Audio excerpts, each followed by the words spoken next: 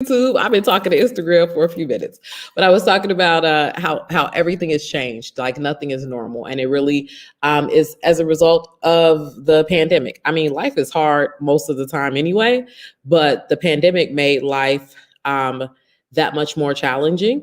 And I know that a lot of people got very um, creative and they got very innovative and they were able to birth some things that perhaps they would not have birthed if they did not have that time on their hands or weren't forced to find another stream of income. But for so many people, and this is really the crux of what I want to get to today, there were some negative things that happened as part of life that are not even being discussed or even acknowledged. There were some internal things, statistics show that, as far as young people, so many young people were forced to be in the home 24/7 with abusers and not able to go to school around mandatory reporters. So many marriages didn't make it. So many businesses went out of business. I mean, when I look around the city in which I live, there's some of my favorite restaurants are closed forever. Um, Look, I love TGI Fridays. I love the Jack Daniels, ribs, steak, etc. Every TGI Fridays in Milwaukee has left the building. They closed over 70 restaurants. And so we can go about our day to day and act like it's not that bad. Or other people can make you feel like it's not that bad. Or we'll try to compare ourselves to someone else. I'm guilty of it. When I think about the way that I was feeling towards the end of last year and a lot of this year, I would say things like, but you're so blessed. There's people that lost loved ones. There's people who are homeless. Today, the eviction moratorium lifted in Milwaukee, and I watched the news and they talked about the number of people that were getting evicted today because they weren't able to afford to keep up with their rent or get into any programs that allowed for their rent. And even despite stimulus, and people are like, well, they got stimulus checks and they got tax returns and they got this and they got that. And it's like, if you needed that money to eat, if you needed that money to put gas in your car to get back and forth to work, if you needed that money to put clothes on your back, whatever you needed the money for. I mean, that's one of the things that we quick to point and judge. You don't know what's happening in anyone else's household. I'm not to say that there aren't some people that may have used it irresponsibly, but are we really going to say like, oh, it's your fault that you homeless right now? It may be their fault, but can we not show empathy for the fact that they are homeless right now and that there are more tent cities popping up in places where they traditionally have not been? And so normal has left the building for so many. And I'm just here to say that normal even left the building for me. I talked about how, I used to go live all the time and I used to be so excited to share with you guys. And I used to feel so motivated to share. And there was a time that I felt like I didn't have anything to say.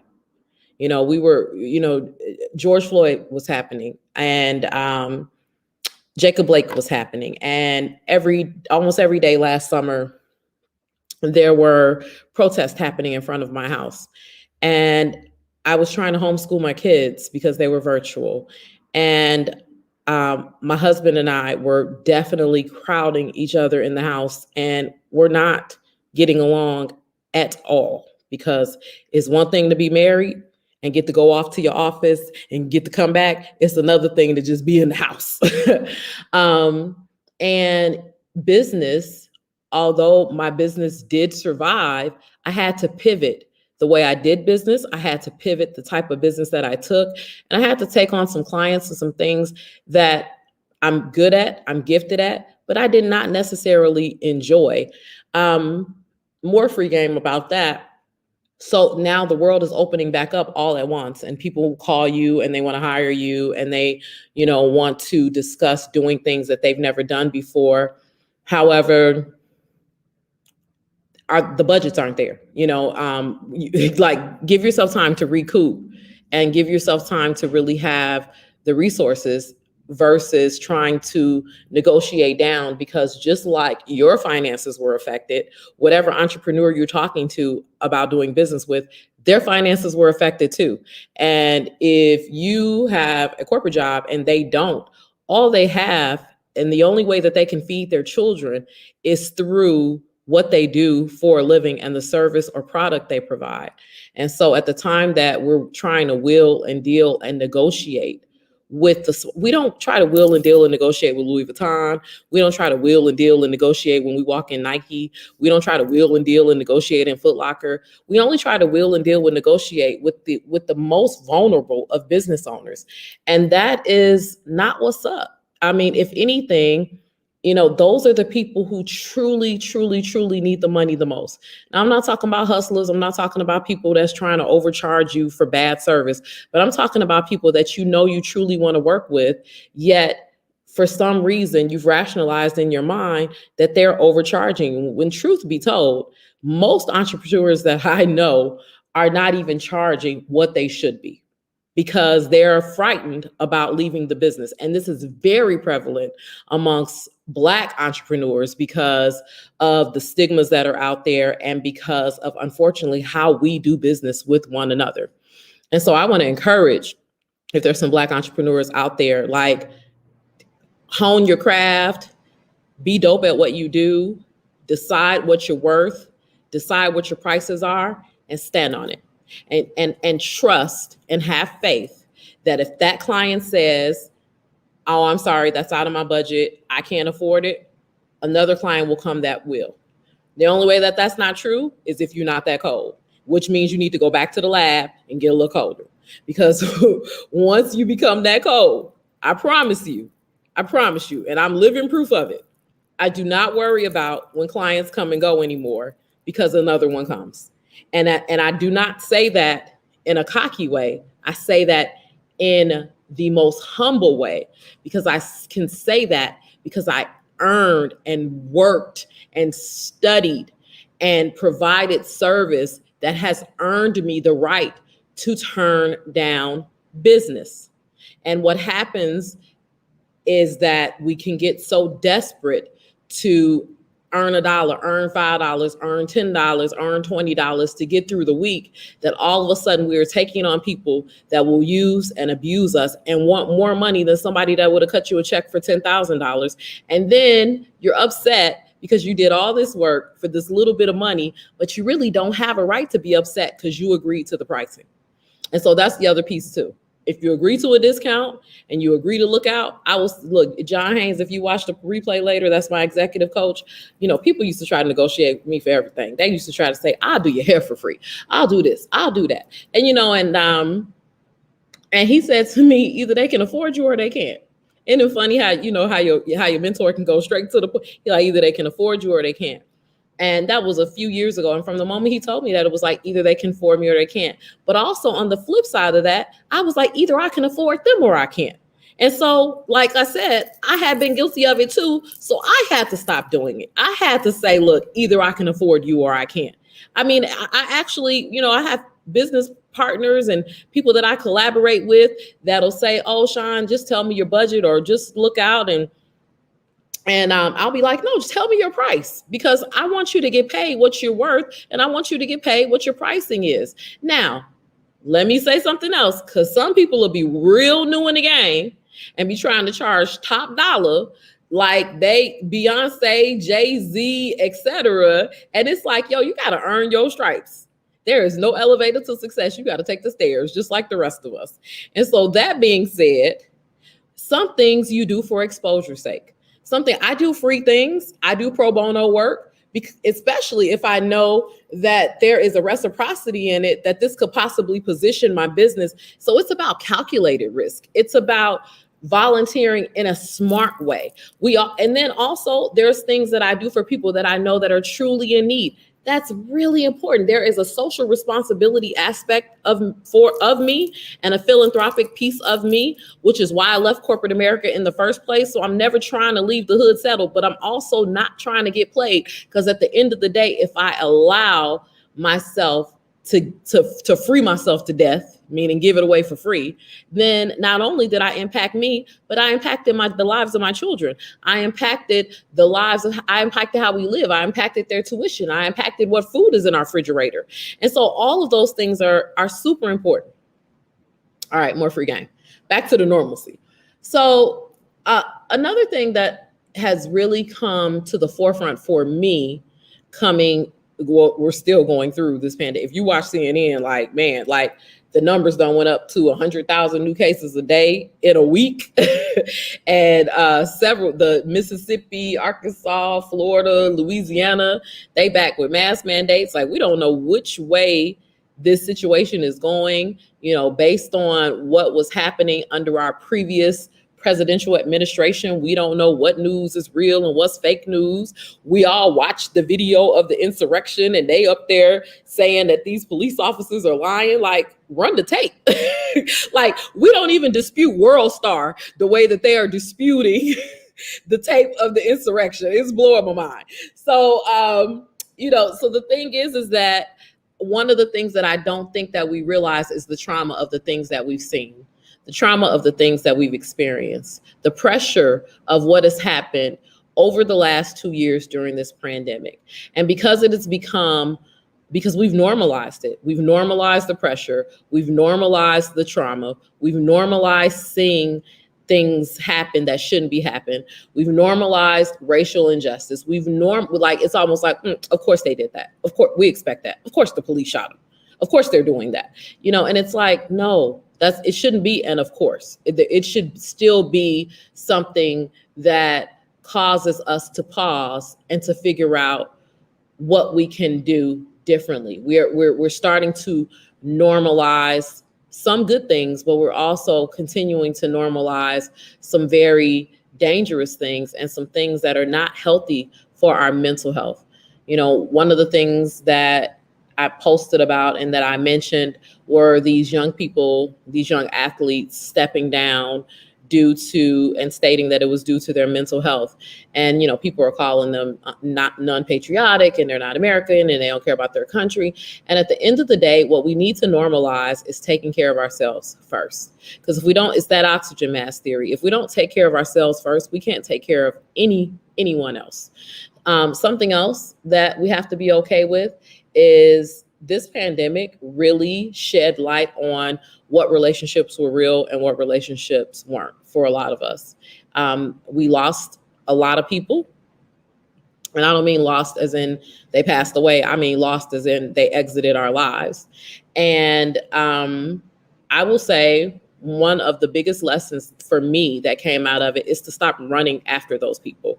If somebody, there's a scripture in the Bible that says if they were for you, they would have stayed with you and moved forward. I'm paraphrasing. But basically, if somebody doesn't think enough, because in human relationships, we're going to disagree. In human relationships, we're going to bump heads. In human relationships, someone is going to make a mistake.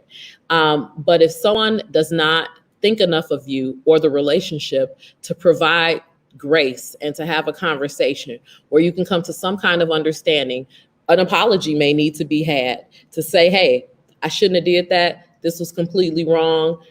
How can we move forward from here? If they don't think enough to have that conversation, I'm not sure they think enough of you and if they should be in your life.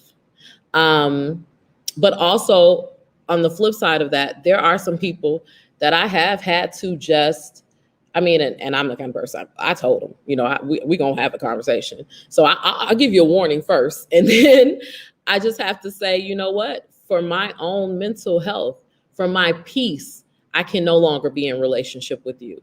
And that's not easy. That hurts, especially when someone has become a part of your life, when you're close friends, when you intertwine families, when you do whatever it is, whatever the relationship is, losing people hurts. But what I'm so thankful for is that for every time, just like I talked about with clients, a personal relationship falls by the wayside, then another relationship comes that I wasn't expecting from someone that I wasn't expecting, that provides the support, the love, and the care that I need. The other piece of it is that, we're so many times we're looking for things to be deeper than they need to be. We live busy lives, and just because you're not talking to them as regularly as you used to, or you're not seeing each other as regularly as you used to, it doesn't mean they stop loving you. It doesn't mean they're not thinking about you. It could mean that they just dealing with their own stuff. And instead of judging them or thinking that they have an ought with you, or they have some type of issue with you, or they beefing with you, why not just pick up the phone and say, hey, I miss you? Because so many times we fall out with people because we miss them. Like that. And that is one of the most asinine things ever. It's like, if you miss the person, instead of talking about them and dragging them and pretending like you don't want nothing to do with them, why not pick up the phone and just say, I miss you? And the reason that so many people are not willing to do that, because that requires a certain level of courage and vulnerability that a lot of us don't have. Oh, that's gonna make me look soft. Oh, that's gonna make me look like a punk. Oh, that's gonna make me, or what if they don't feel the same way? So it's really all wrapped in fear. It's really all wrapped in fear. And we let fear run so much of our life. Fear has so many synonyms. And so I'll end this with that. One of the things that I also feel like the pandemic is allowing so many of us to do is have a reset. It allowed us a lot of quiet time. It allowed, unless you were a first responder, worked in a hospital, or doctor, something, God bless you. I mean, gosh. But for a majority, it provided an opportunity to reset if you took the opportunity. I watched less TV. I read more. I started caring more about my physical health. I started getting really serious about my mental health journey. And, I'm always been an advocate of therapy, but I would always like start and stop, start and stop, start and stop, start and stop. And there's no stopping. Like every week, forget about it. Like I'm going to be there. It provided me an opportunity to bond with my children in a way that I hadn't had a chance to do in a very long time.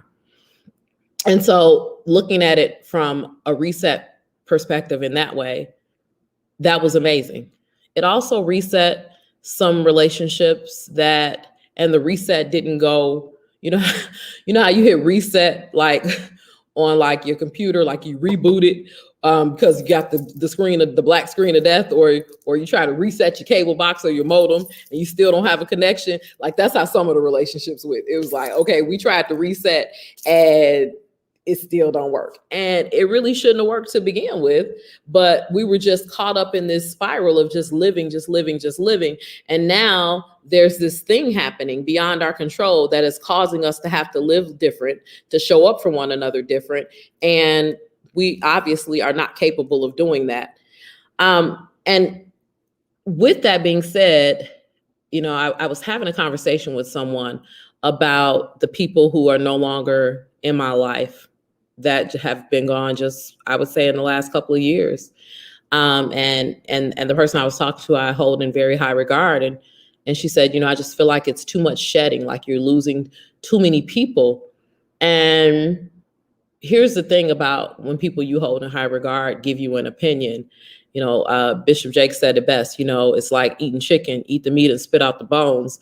And so it's not to say what they said is not wisdom, and it's not to say what they said is not something to think about, but also anytime anyone gives you an opinion, they're giving it to you through the lens of their eyes, and they're also giving it to you through the lens of how they would handle the situation, or perhaps based on experience. But we're all unique in the way that we process things. We're all unique in the way we handle things. And even if you know the same person, my interaction with them may be completely different than your interaction with them. And, we read all these memes that says, elevation requires separation, new levels, new depth. We like all of these little cliches, little cute, especially if they got a little rhyme to them. They got bars, like Jadakiss did last night on that Versus. Woo! Sidebar. And the thing is that I personally realized that every person that was shedded needed to be shedded because they were crowding me and they were stopping me from being able to be open for, I had actually asked God to elevate my friendships, and I had actually asked God to surround me with women who had a similar mindset, drive, heart, love for God, etc., as I do. And then he did it. And I was like, but wait, but what about all those other people? I want them too. You can't have your old life and your new life at the same time.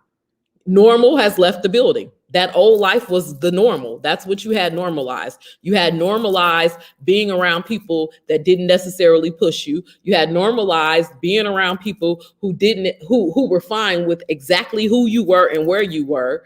You had normalized being around people, that perhaps always agreed with you. Like, I'm just using examples. This is not personal. And what the universe, God, whoever you pray to, was trying to do was say, yo, in order for you to do this thing that you were really born to do in the earth, you got to take it up a notch. And you have to have the grit, and you have to have the belief in yourself to realize that you belong in this next room. Like, maybe you was on floor 3, but you really supposed to be on floor 10, and you can't do that if, like, cause you like the water cooler talk on floor 3. Floor 3, they got the tea, they got the drama, they got the fun, they like happy hour. Floor 10 is talking about retirement and investments and changing the world and impacting lives and all of those things. And so it's like, where you want to be. And, it's cool. Like, you can still see floor 3 people like, hey, because it don't mean the floor 10 people are better than the floor 3 people. It's really about mindset.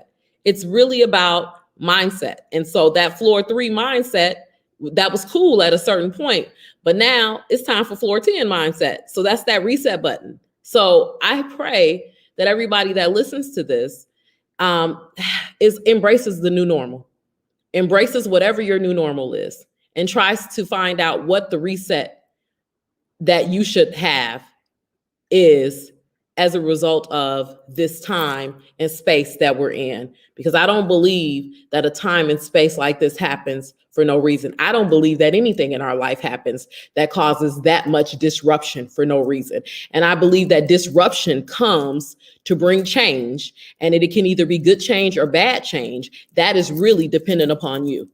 And so our lives have been disrupted in a huge way. And so there are those who took the disruption and ran with it and are now doing amazing things. And then there's those who are sad. And I went through my moments of sadness. I would even say that I went through some brushes of depression through it, just based on some of the fallout that happened due to the disruption. So I had a choice.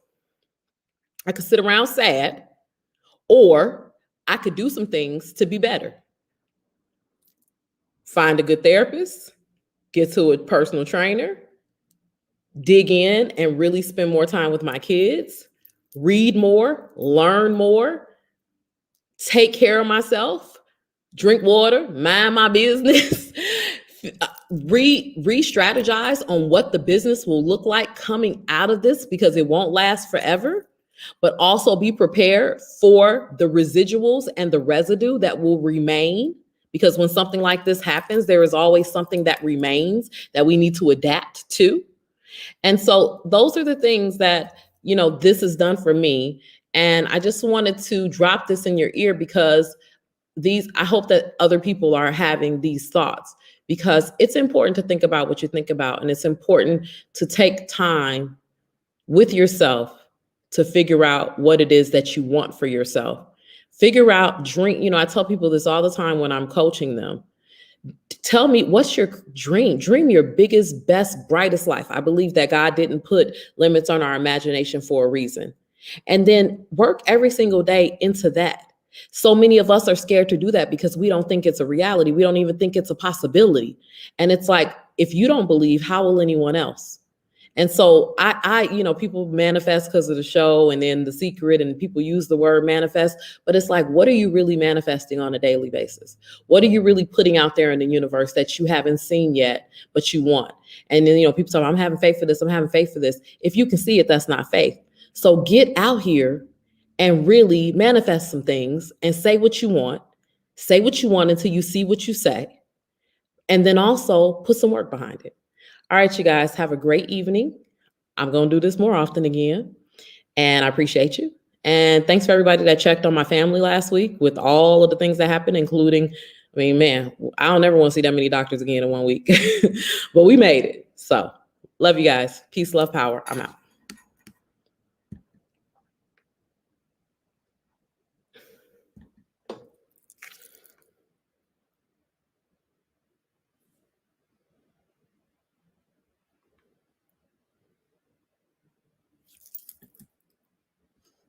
Bye.